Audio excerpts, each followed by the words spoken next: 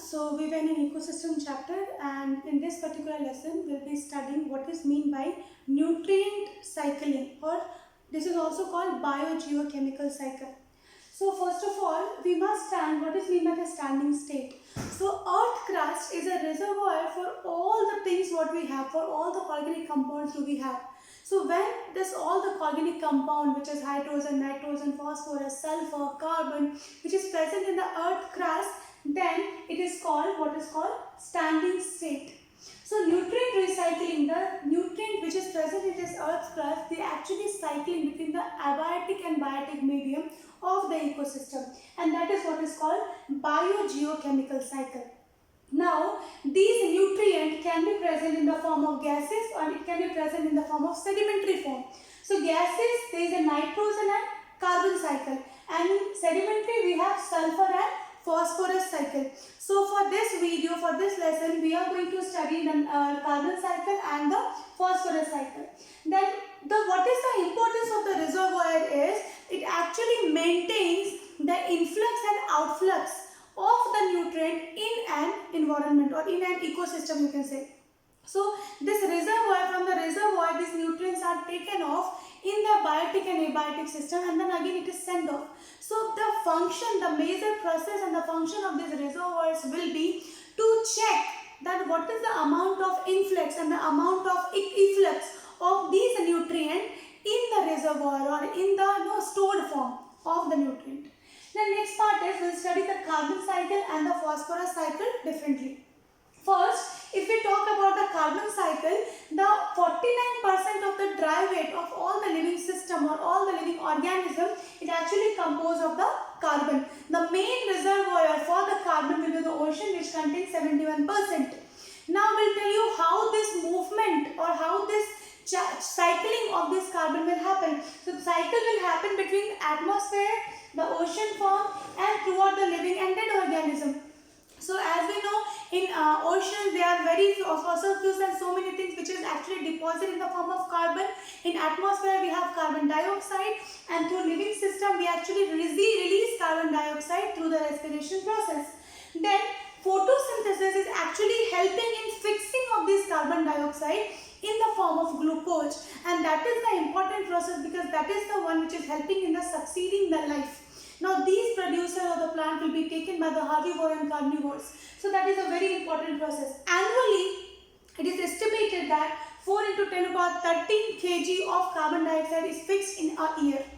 Next part is how this carbon dioxide then released. So fixing is through photosynthesis. Then how it is released? So there are many processes are there. There is respiration, decomposition, burning of fossil fuels, burning of wool, volcanic activity. So lots of processes are there. Through this carbon dioxide is released into the environment.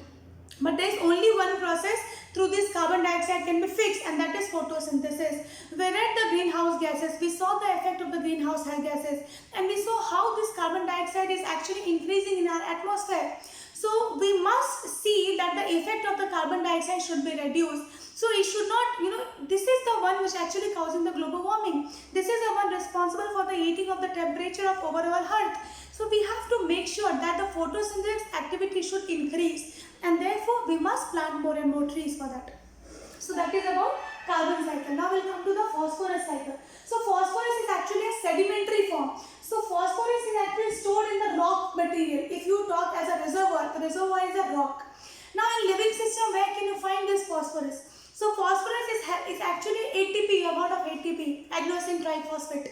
So all the energy currency of the body is having the phosphate group. Then other than that, nucleic acid also contains the phosphorus. The cell membrane contains the phosphorus. So there are many biomolecules or the processes which involve the phosphorus in the living system. Now the major reservoir for the phosphorus is the rock, and from the rock the weathering process it goes to the soil solution. These soil solution will be taken by the producer, the plant, it absorbs those phosphorus. Now these producers will be eaten by the consumers, and these consumers will be dead and decayed and decomposed by the detritus, and again this detritus will enter into the soil solution, and this will be absorbed by the plant. So this is how the complete phosphorus cycle will continue.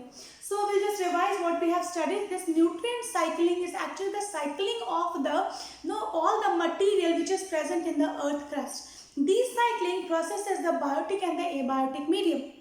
If we talk about the carbon dioxide is fixed by the process photosynthesis, and it is released by the different processes, which is called respiration, volcanic activity, then burning of the fossil fuels and other processes. In case of phosphorus, there is one activity, that is the weathering of the rock, and due to weathering of the rock, this phosphorus will come to the soil solution. This soil solution taken by the producers used by the consumers, and then that decade of the consumers, the detritus food chain will produce all the phosphorus into the soil again. So this is how the cycle will be repeated every now and then. These nutrient cycling is actually helps in the movement of the nutrient which is present in the earth crust, and these composition of all these nutrients which is present in the earth crust, it has a very important role in the living system, and that is the importance of the nutrient cycle what we have. This is all about the nutrient cycling what we have to study in this class, and we'll see you in the next lesson. Thank you very much for watching. Have a nice day.